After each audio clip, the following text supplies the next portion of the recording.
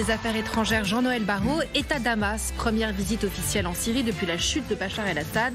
Jean-Noël Barrot espère une Syrie souveraine, stable et apaisée. La France a-t-elle raison de renouer des relations avec la Syrie? On va poser la question à un homme qui est un fin connaisseur du pays, un fin connaisseur aussi des affaires du monde. Bonjour Michel Duclos. Bonjour. Vous êtes ancien ambassadeur de France en Syrie, conseiller spécial à l'Institut Montaigne. Vous êtes l'auteur aux éditions de l'Observatoire de la longue nuit syrienne qui déplorait l'impuissance de la diplomatie. Vous allez nous dire si justement cela peut être réparé, mais d'abord, c'est l'image dont tout le monde parle. Depuis hier, les chefs de la diplomatie française et allemande seront donc en Syrie pour rencontrer le nouveau dirigeant du pays.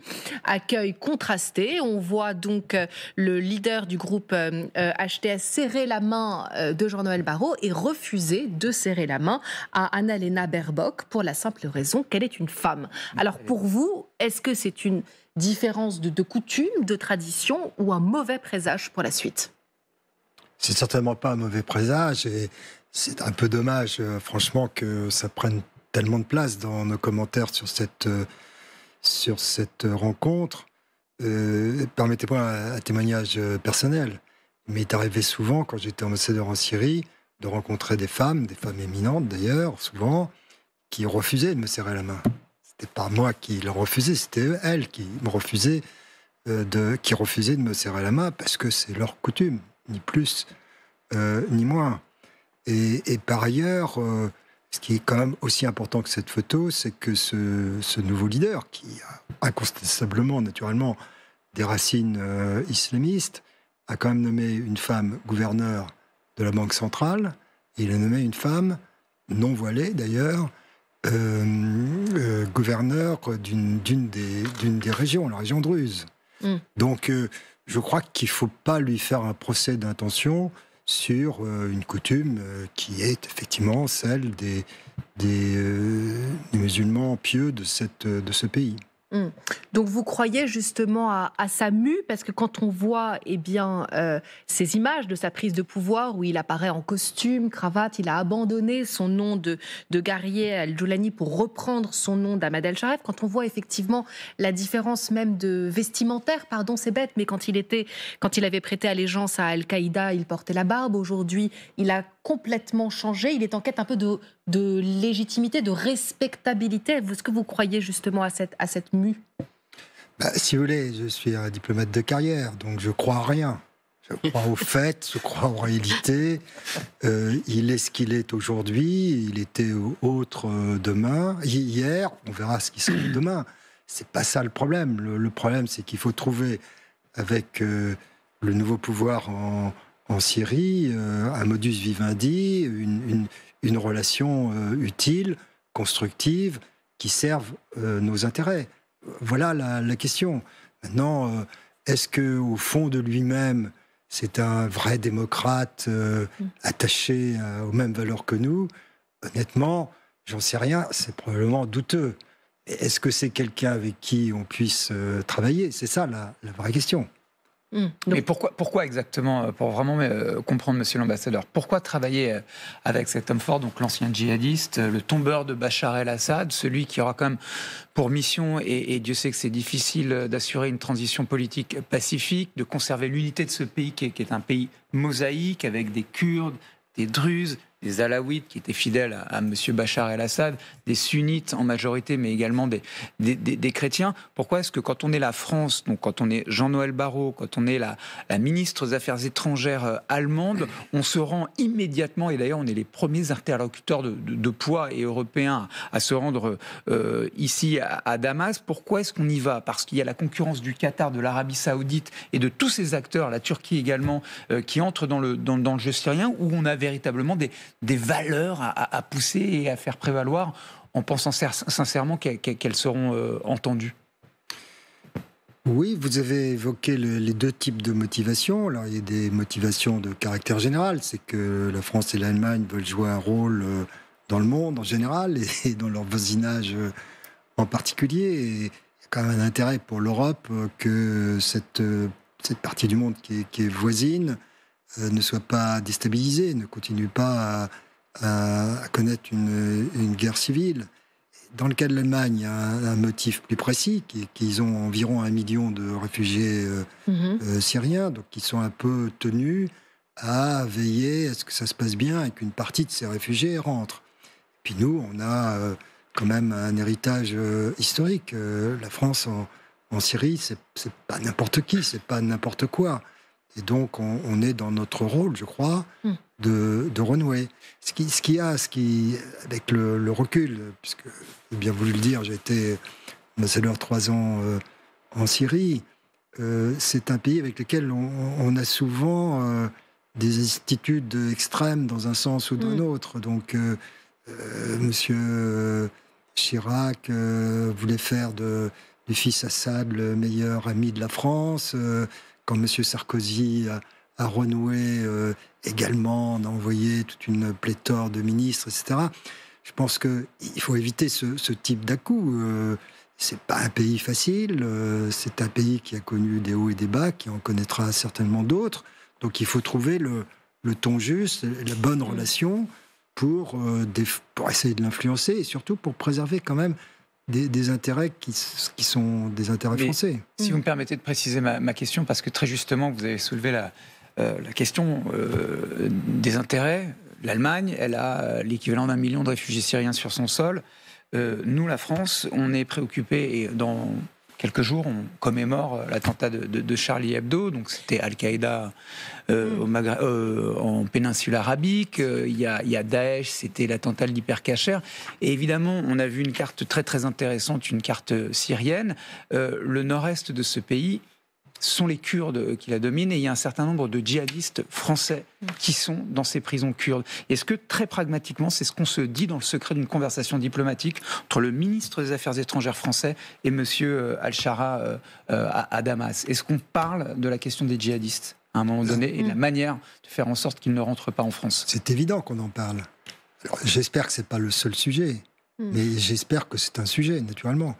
Et là, il y a ce que vous dites, c'est-à-dire il y a le sort des prisonniers qui sont entre les mains des Kurdes, et puis il y a, même parmi les troupes de l'actuel dirigeant à Damas, quand même un certain nombre, peut-être 100 ou 150 Français.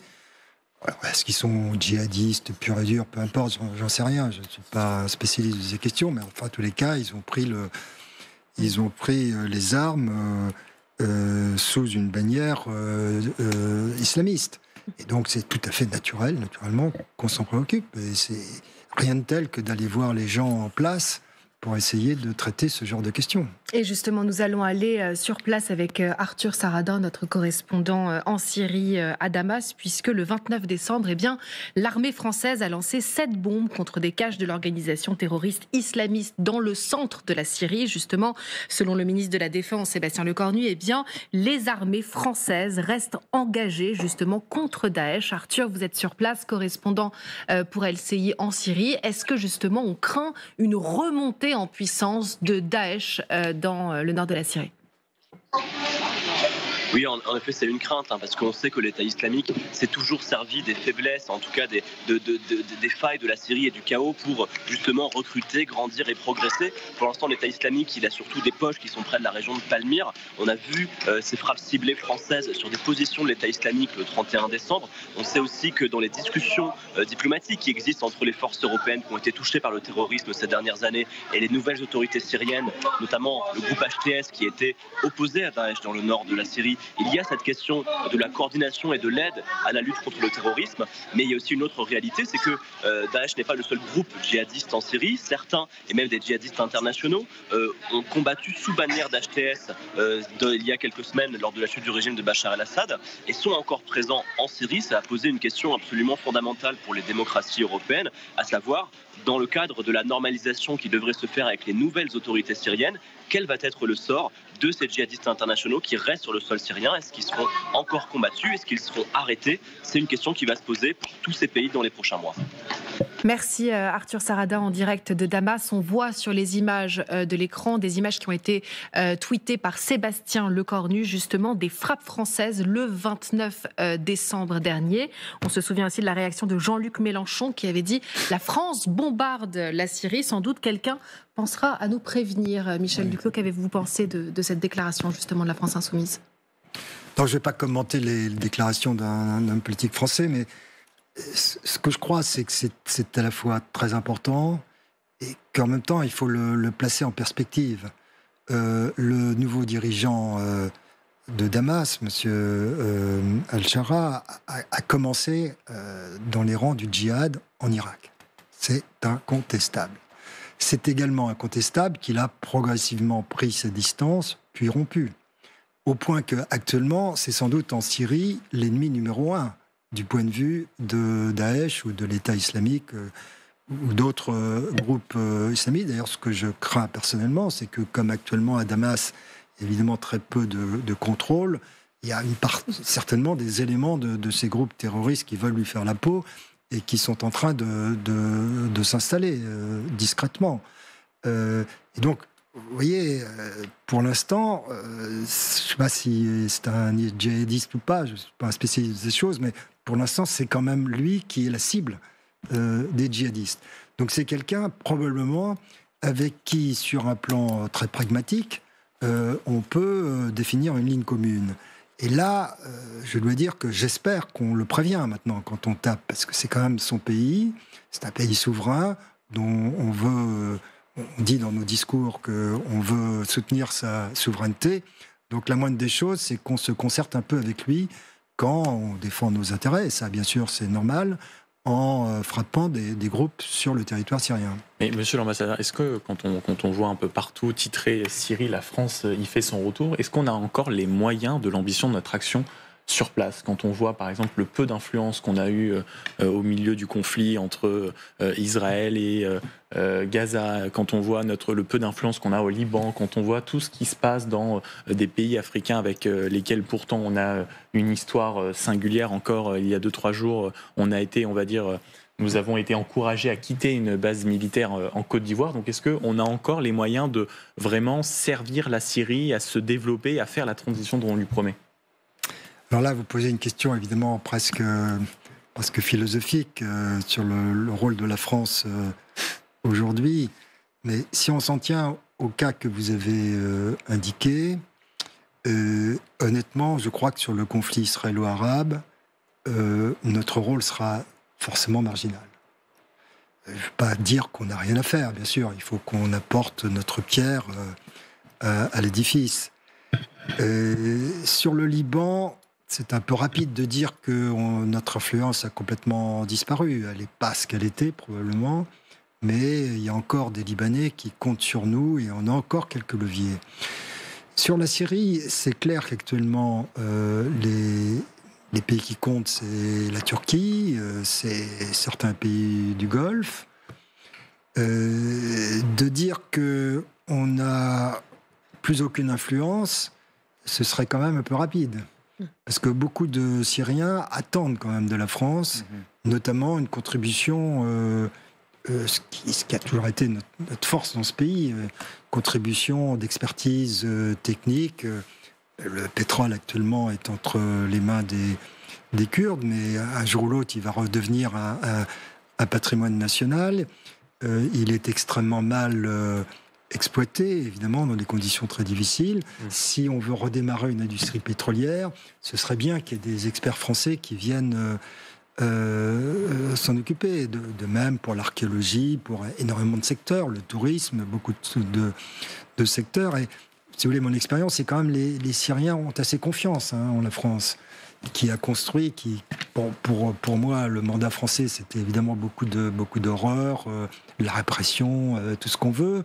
Mais c'est pour les Syriens, c'est aussi les routes, les écoles, des équipements fondamentaux dont ils continuent à nous savoir gré. Alors là, je parle d'une Syrie d'il y a 10 ans quand même. La Syrie d'aujourd'hui, tous ces jeunes gens qui ont pris les armes, qu'est-ce qu'ils savent encore de la France ? Je n'en sais rien. Mais en tous les cas, ça me paraît raisonnable de leur tendre la main. Mais ça veut dire qu'il faut pas trop tarder à rétablir des relations diplomatiques. Alors, le drapeau tricolore flotte sur l'ambassade que vous avez bien connue. Il faut la remettre en état, mais il faut effectivement reconnaître ce pouvoir quand et renommer un ambassadeur qui pourrait coordonner éventuellement cette aide qui peut être attendue de la part de ce nouveau régime syrien. Alors,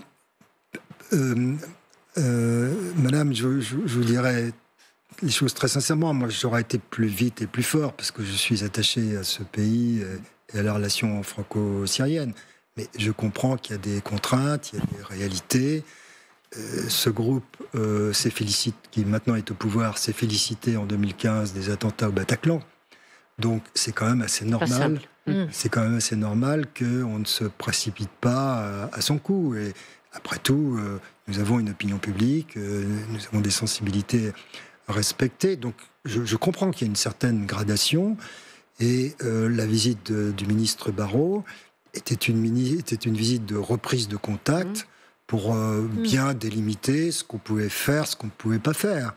Et de ce point de vue-là, ça me paraît une démarche franchement assez raisonnable. Mais vite plus fort, pardon, ça veut dire nommer un ambassadeur.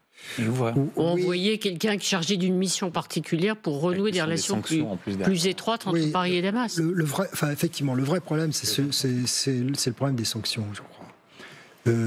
J'imagine que le Quai d'Orsay fera ce qu'il pourra pour accélérer le plus possible, mais dans des conditions de sécurité. J'y ai fait allusion tout à l'heure. Il faut quand même qu'on fasse attention où on met les pieds.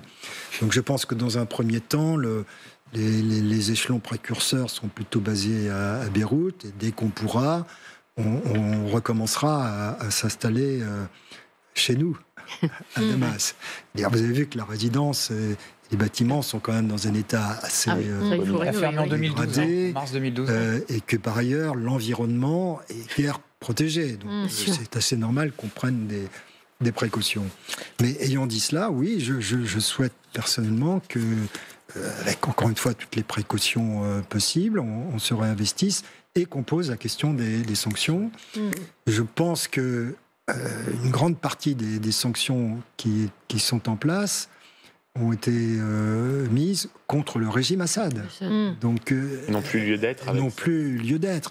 Et par ailleurs, si on veut que ce pays évolue dans le bon sens, il ne faut pas que son économie reste ce qu'elle est actuellement, c'est-à-dire 1/10 du PIB de la Syrie que j'ai connu. C'était paraît incroyable quand même. Et donc pour ça, il faut que le blé et le pétrole arrivent immédiatement.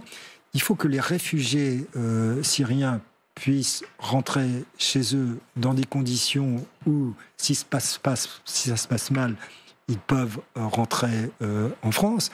Et là, c'est un point, pardon, de l'évoquer maintenant, mais je suis un peu choqué qu'on en est presque à 1 mois. On n'a pas encore pris les mesures qui permettent aux Syriens réfugiés chez nous de revenir au pays, de s'occuper de leurs morts, de leurs familles, de tâter le terrain pour voir s'ils peuvent rentrer ou pas, sans compromettre leur statut en France. C'est-à-dire qu'ils puissent revenir si jamais le régime s'avère... Évidemment, si ça tourne mal, il faut qu'ils puissent bénéficier de leur statut de réfugié en France. Donc c'est une circulaire du ministère de l'Intérieur. On est en France, la bureaucratie règne, les politiques sont inquiets de l'opinion publique, et c'est normal qu'on prenne un peu, qu'on y réfléchisse, mais à moi, c'est beaucoup pour signer une circulaire. Merci infiniment Michel Duclos d'avoir été sur le plateau d'LCI. On a entendu votre message, donc peut-être aller plus vite, mais tout en gardant les précautions justement à l'égard de ce nouveau régime en Syrie. Merci Guillaume Audard, Aled Chabot et Maxime Hidot. Je rappelle votre livre « La longue nuit syrienne » aux éditions de l'Observatoire.